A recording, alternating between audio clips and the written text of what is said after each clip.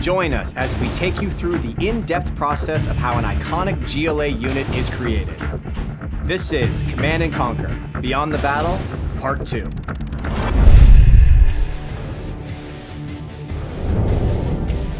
So it's really fun to work in the Generals universe. We look back at where the original game was and some of the fun unit ideas they came up with, and we think, like, how would the GLA have modified this bomb truck idea? We wanted to basically take some classic Generals 1 units, upgrade them a little, give them a little more oomph. So the GLA nuke truck in Command & Conquer is a combination of two vehicles from the original Generals, GLA bomb truck and the GLA nuke convoy. So it was a real fun one to reimagine in Command & Conquer.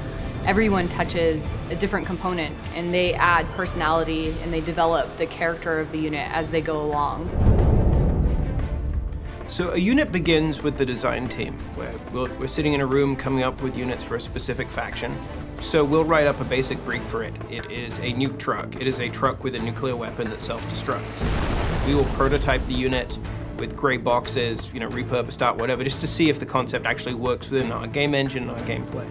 And from there, it lands in the art department's hands. We start in the concepting phase, and for us, we concept in a 2D form just because it's easy to rapidly iterate.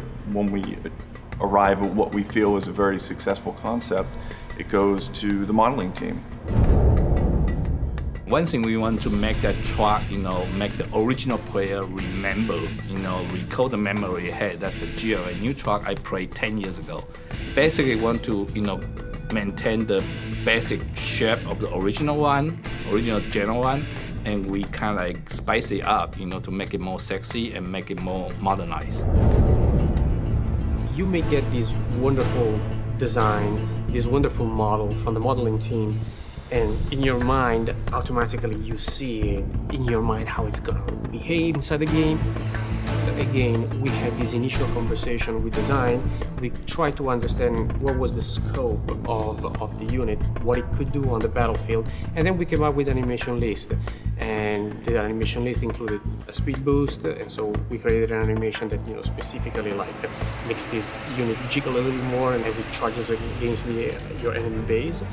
And then we created all the hit animation and all the move animation and so on and so forth.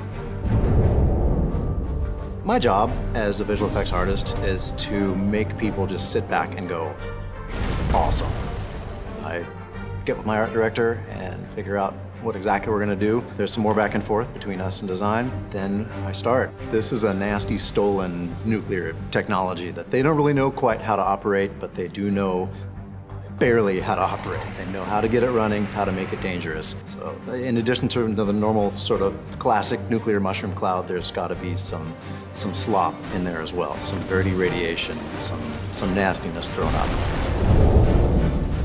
Yeah, for a unit, we normally get some of the concept art early on, and we started creating some basic ideas of like, okay, this is going to be a bigger unit, so we need to get some bigger explosions. For the nuke truck, we did not explode a nuke, unfortunately.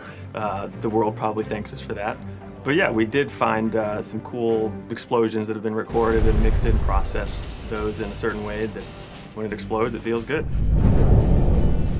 A few months later, the art assets come back. They're all rigged and animated and fully textured and beautiful. And then we plug those into the game and we're able to play with them right away. The nuke truck in particular is one of our high-end units. So balancing its cost is interesting because you only get to use it once, but at the same time, it's so tremendously powerful that it can't be a cheap thing. I mean, it's a nuclear bomb strapped on the back of a dump truck, so we have to price it accordingly, and then we have to make sure that the technology investment is sufficient to reflect how good it is in the game.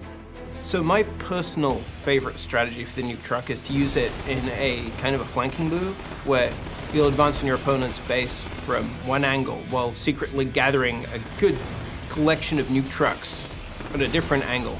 And while you're distracting them with with your main attack, sneak in the nuke trucks from the side and just annihilate whatever flank you attack. So one of the key strategies I use the nuke truck for is when I scout out an expansion, I know 2, 3 of them can take out the entire expansion. So what I do is just send over those 3, get one, kill all the workers, and send the other 2 to kill the structure. We've had great reaction so far. There's a lot more to come, and I cannot wait for the players to get their hands on it.